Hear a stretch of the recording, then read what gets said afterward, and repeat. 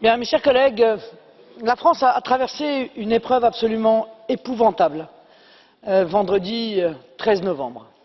Je pense que le premier respect à avoir à l'égard des victimes consiste à nommer ce qui les a assassinés.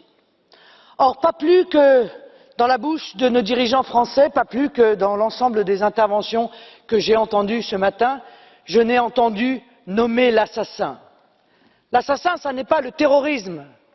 Le terrorisme, c'est l'arme qui est dans la main de l'assassin. L'assassin, c'est l'idéologie qui porte et au nom de laquelle le terrorisme tue. C'est le fondamentalisme islamiste. Et vous devez le dire, car si vous ne le dites pas, si vous n'êtes pas capable de nommer l'ennemi, alors, évidemment, vous ne pourrez pas le combattre. Mais peut-être que ça gêne certains d'entre vous de le nommer. Parce que le nommer, ça oblige à remettre en question un certain nombre d'amitiés internationales. Ça oblige à se poser la question de savoir si effectivement on peut continuer à avoir comme allié l'Arabie Saoudite, le Qatar. Ça oblige à se poser la question de l'ambiguïté de la Turquie à l'égard du fondamentalisme islamiste.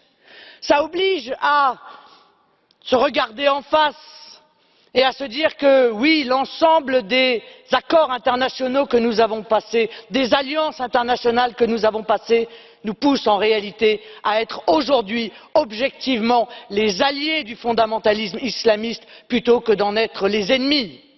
Alors moi je propose que l'on change ces alliances et je considère que tous ceux qui luttent contre le fondamentalisme islamiste doivent être considérés comme des alliés sans aucune réserve. Ça passe évidemment par des pays musulmans qui luttent contre le fondamentalisme islamiste, l'Égypte, les Émirats arabes unis, ça passe aussi évidemment par la Russie, ça passe par l'Iran. Alors, dans le cadre de cette grande coalition, nous pourrons envisager d'être efficaces contre le fondamentalisme islamiste.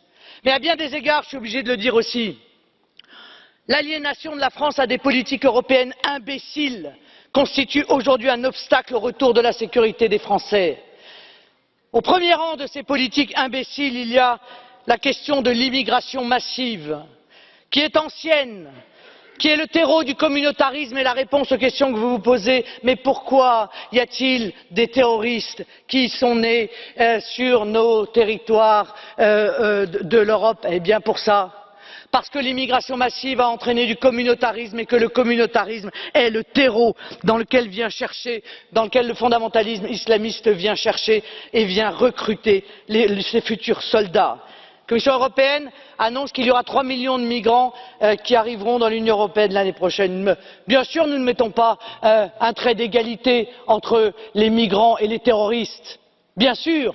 Il n'en demeure pas moins que ce que je dénonçais dans ce Parlement au mois de septembre, l'infiltration de djihadistes au milieu des flux de migrants est une réalité. Et cette réalité, elle a tué vendredi dernier.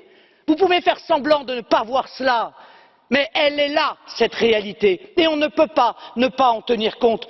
Continuer à laisser ces flux de migrants de manière incontrôlée alors que vous savez pertinemment que l'Union européenne et que les pays frontaliers de l'Union européenne sont dans l'incapacité totale de pouvoir contrôler quoi que ce soit, et encore moins l'identité de ceux qui arrivent, eh bien, c'est se priver des moyens de lutter contre ce terrible danger. Alors, moi je vous le dis, nous souhaitons retrouver nos frontières nationales. Nous n'avons pas confiance dans les frontières de l'Europe qui sont une véritable passoire. Aujourd'hui, les frontières françaises sont à nouveau contrôlées de manière temporaire. Eh bien, nous ferons tout ce qui est en notre pouvoir pour qu'elles soient contrôlées de manière absolument définitive. Vous nous parlez de contrôle, de renseignement, mais quel contrôle? Les passeports qui sont détenus par les terroristes, ce ne sont pas des faux passeports, ce sont des vrais passeports délivrés par l'État islamique dans les administrations dont ils ont pris le contrôle en Syrie. Ça aussi, c'est une réalité qu'il faut regarder en face. De la même manière, vous nous avez imposé l'austérité. Cette austérité, elle nous a obligés à nous désarmer. C'est à cause de l'austérité que l'Union européenne a imposée aux pays que nous avons moins de militaires, que nous avons moins de policiers, que nous avons moins de gendarmes, que nous avons moins de douaniers.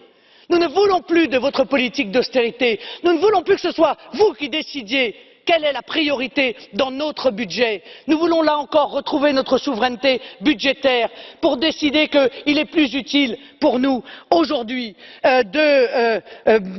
d'accorder une priorité budgétaire à la sécurité de notre territoire. C'est nous qui voulons décider de cela. Depuis le 13 novembre, l'état d'esprit des Français a changé. Les institutions européennes doivent comprendre que pour nous, rien ne sera plus jamais comme avant. La folie migratoire, la haine des frontières, l'obsession austéritaire, les mauvais choix en matière d'alliances internationales sont devenus des dangers clairement identifiés par les Français. Une minorité grandissante partageait nos vues sur ces sujets. Nul doute que le regard est désormais très majoritairement lucide. Nous n'aurons de cesse de dénoncer ces dangers pour défendre la sécurité du peuple français face aux actions que je considère criminelles des institutions européennes. Bravo.